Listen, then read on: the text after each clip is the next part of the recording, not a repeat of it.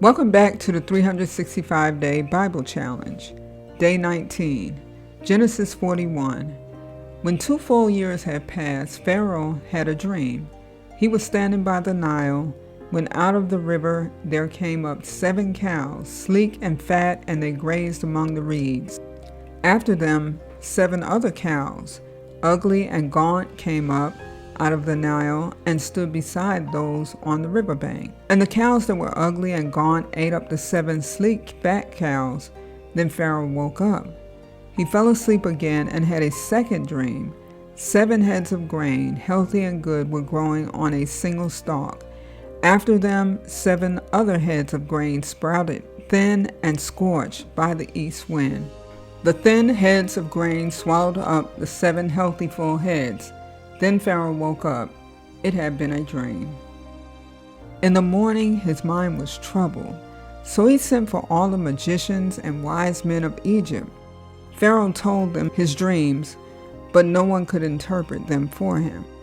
Then the chief cupbearer said to Pharaoh, "Today I am reminded of my shortcomings. Pharaoh was once angry with his servants, and he imprisoned me and the chief baker in the house of the captain of the guard. Each of us had a dream the same night, and each dream had a meaning of its own. Now a young Hebrew was there with us, a servant of the captain of the guard. We told him our dreams, and he interpreted them for us, giving each man the interpretation of his dream. And things turned out exactly as he interpreted them to us. I was restored to my position, and the other man was impaled." So Pharaoh sent for Joseph, and he was quickly brought from the dungeon. When he had shaved and changed his clothes, he came before Pharaoh. Pharaoh said to Joseph, "I had a dream, and no one can interpret it. But I have heard it said of you that when you hear a dream, you can interpret it." "I cannot do it," Joseph replied to Pharaoh. "But God will give Pharaoh the answer he desires." Then Pharaoh said to Joseph, "In my dream I was standing on the bank of the Nile, when out of the river there came up 7 cows, fat and sleek, and they grazed among the reeds. After them 7 other cows came up, scrawny and very ugly and lean. I had never seen such ugly cows in all the land of Egypt. The lean, ugly cows ate up the 7 fat cows that came up first. But even after they ate them, no one could tell that they had done so. They looked just as ugly as before. Then I woke up. In my dream, I saw 7 heads of grain, full and good, growing on a single stalk. After them, 7 other heads sprouted, withered and thin and scorched by the east wind. The thin heads of grain swallowed up the 7 good heads. I told this to the magicians, but none of them could explain it to me." Then Joseph said to Pharaoh, "The dreams of Pharaoh are one and the same. God has revealed to Pharaoh what he is about to do. The 7 good cows are 7 years, and the 7 good heads of grain are 7 years. It is one and the same dream. The 7 lean, ugly cows that came up afterward are 7 years, and so are the 7 worthless heads of grain scorched by the east wind. They are 7 years of famine. It is just as I said to Pharaoh. God has shown Pharaoh what he is about to do. 7 years of great abundance are coming throughout the land of Egypt, but 7 years of famine will follow them. Then all the abundance in Egypt will be forgotten, and the famine will ravage the land.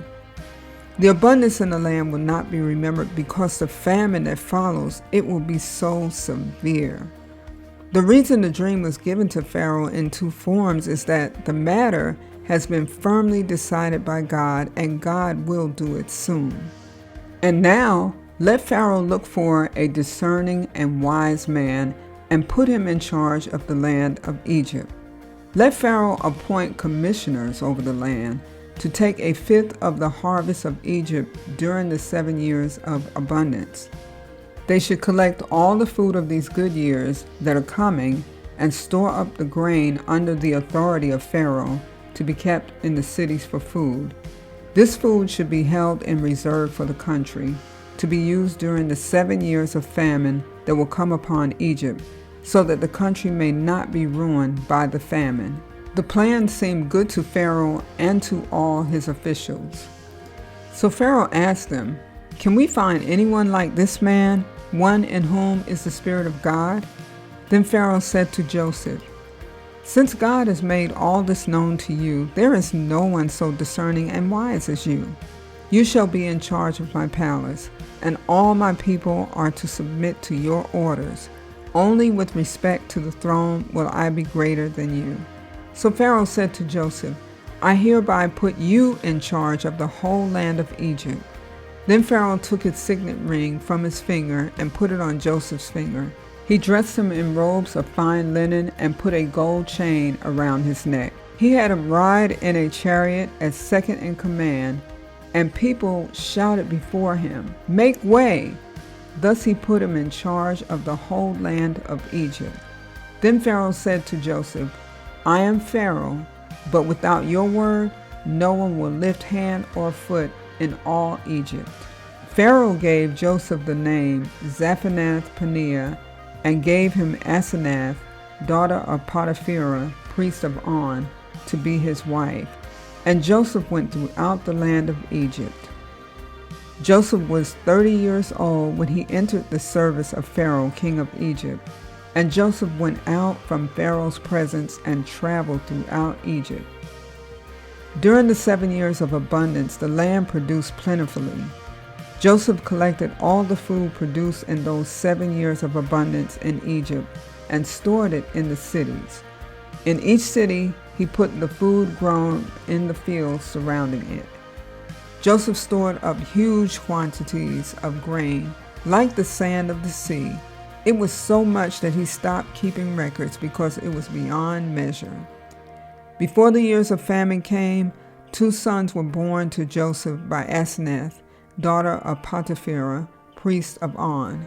Joseph named his firstborn Manasseh and said, "It is because God has made me forget all my trouble and all my father's household." The second son he named Ephraim and said, "It is because God has made me fruitful in the land of my suffering." The 7 years of abundance in Egypt came to an end, and the 7 years of famine began just as Joseph had said. There was famine in all the other lands, but in the whole land of Egypt there was food. When all Egypt began to feel the famine, the people cried to Pharaoh for food. Then Pharaoh told all the Egyptians, "Go to Joseph and do what he tells you." When the famine had spread over the whole country, Joseph opened all the storehouses and sold grain to the Egyptians, for the famine was severe throughout Egypt. And all the world came to Egypt to buy grain from Joseph because the famine was severe everywhere. Genesis chapter 42. When Jacob learned that there was grain in Egypt, he said to his sons, "Why do you just keep looking at each other?" He continued, "I have heard that there is grain in Egypt. Go down there and buy some for us so that we may live and not die." Then 10 of Joseph's brothers went down to buy grain from Egypt. But Jacob did not send Benjamin, Joseph's brother, with the others because he was afraid that harm might come to him. So Israel's sons were among those who went to buy grain, for there was famine in the land of Canaan also. Now Joseph was the governor of the land, the person who sold grain to all its people. So when Joseph's brothers arrived, they bowed down to him with their faces to the ground. As soon as Joseph saw his brothers, he recognized them, but he pretended to be a stranger and spoke harshly to them. "Where do you come from?" he asked. "From the land of Canaan," they replied, "to buy food." Although Joseph recognized his brothers, they did not recognize him. Then he remembered his dreams about them and said to them, "You are spies.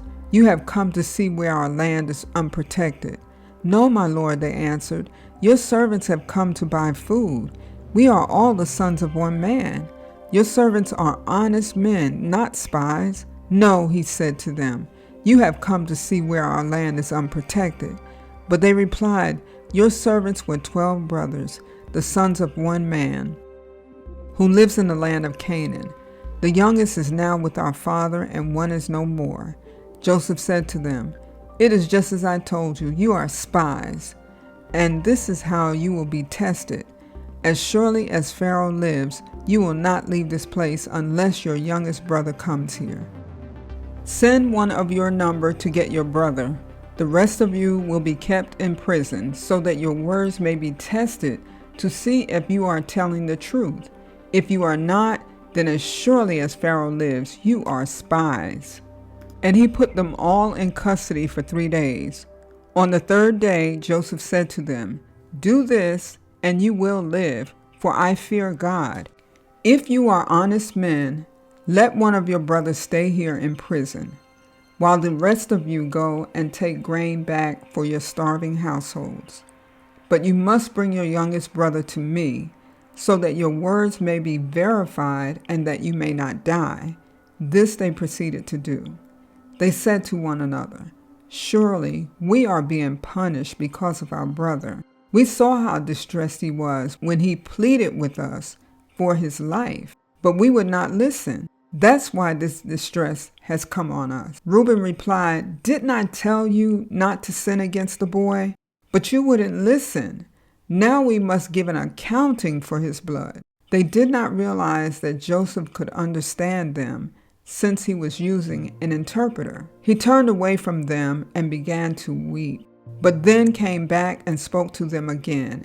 He had Simeon taken from them and bound before their eyes. Joseph gave orders to fill their bags with grain, to put each man's silver back in his sack, and to give them provisions for their journey.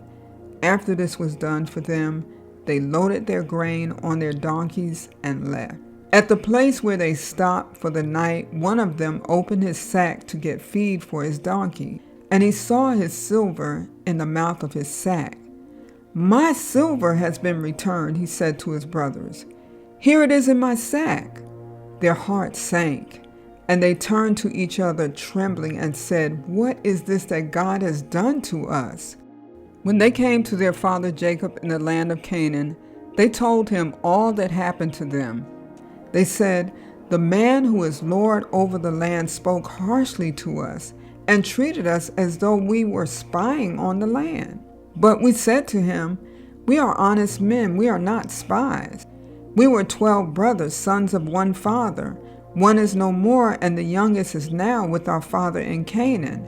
Then the man who is Lord over the land said to us, 'This is how I will know whether you are honest men. Leave one of your brothers here with me and take food for your starving households and go. But bring your youngest brother to me, so I will know that you are not spies, but honest men. Then I will give your brother back to you, and you can trade in the land.' As they were emptying their sacks, there in each man's sack was his pouch of silver. When they and their father saw the money pouches, they were frightened. Their father said to them, 'You have deprived me of my children. Joseph is no more, and Simeon is no more, and now you want to take Benjamin. Everything is against me.' Then Reuben said to his father, 'You may put both of my sons to death if I do not bring him back to you. Entrust him to my care, and I will bring him back.' But Jacob said, 'My son will not go down there with you. His brother is dead, and he is the only one left. If harm comes to him on the journey you are taking, you will bring my gray head down to the grave in sorrow." Genesis chapter 43.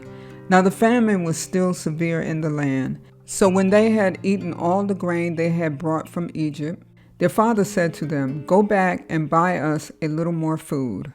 But Judah said to him, "The man warned us solemnly, 'You will not see my face again unless your brother is with you. If you will send our brother along with us, we will go down and buy food for you. But if you will not send him, we will not go down, because the man said to us, you will not see my face again unless your brother is with you." Israel asked, "Why did you bring this trouble on me by telling the man you had another brother?" They replied, "The man questioned us closely about ourselves and our family. 'Is your father still living?' he asked us. 'Do you have another brother?' We simply answered his questions. How were we to know he would say, 'Bring your brother down here'?" Then Judah said to Israel his father, "Send the boy along with me, and we will go at once, so that we and you and our children may live and not die. I myself will guarantee his safety. You can hold me personally responsible for him. If I do not bring him back to you and set him here before you, I will bear the blame before you all my life." As it is, if we had not delayed, we could have gone and returned twice. Then their father Israel said to them, "If it must be, then do this. Put some of the products of the land in your bags and take them down to the man as a gift. A little balm and a little honey, some spices and myrrh, some pistachio nuts and almonds. Take double the amount of silver with you, for you must return the silver that was put back into the mouths of your sacks. Perhaps it was a mistake. Take your brother also and go back to the man at once. And may God Almighty grant you mercy before the man, so that he will let your brother and Benjamin come back with you. As for me, if I am bereaved, I am bereaved." So the men took the gifts and double the amount of silver, and Benjamin also. They hurried down to Egypt and presented themselves to Joseph. When Joseph saw Benjamin with them, he said to the steward of his house, "Take these men to my house. Slaughter an animal and prepare a meal. They are to eat with me at noon." The man did as Joseph told him and took the men to Joseph's house. Now the men were frightened when they were taken to his house. They thought, "We were brought here because of the silver that was put back into our sacks the first time. He wants to attack us and overpower us and seize us as slaves and take our donkeys." So they went to Joseph's steward and spoke to him at the entrance to the house. "We beg your pardon, our lord," they said. "We came down here the first time to buy food. But at the place where we stopped for the night, we opened our sacks and each of us found his silver, the exact weight in the mouth of his sack. So we have brought it back with us. We have also brought additional silver with us to buy food. We don't know who put our silver in our sacks." "It's all right," he said. "Don't be afraid. Your God, the God of your father, has given you treasure in your sacks. I received your silver." Then he brought Simeon out to them. The steward took the men into Joseph's house, gave them water to wash their feet, and provided fodder for their donkeys. They prepared their gifts for Joseph's arrival at noon, because they had heard that they were to eat there. When Joseph came home, they presented to him the gifts they had brought into the house, and they bowed down before him to the ground. He asked them how they were, and then he said, "How is your aged father you told me about? Is he still living?" They replied, "Your servant, our father, is still alive and well." And they bowed down, prostrating themselves before him. As he looked about and saw his brother Benjamin, his own mother's son, he asked, "Is this your youngest brother, the one you told me about?"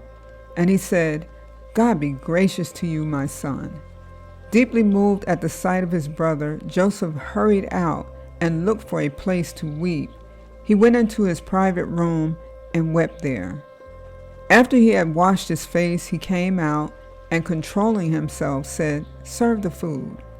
They served him by himself, the brothers by themselves, and the Egyptians who ate with them by themselves, because Egyptians could not eat with Hebrews, for that is detestable to Egyptians. The men had been seated before him in the order of their ages, from the firstborn to the youngest, and they looked at each other in astonishment. When portions were served to them from Joseph's table, Benjamin's portion was 5 times as much as anyone else's. So they feasted and drank freely with him.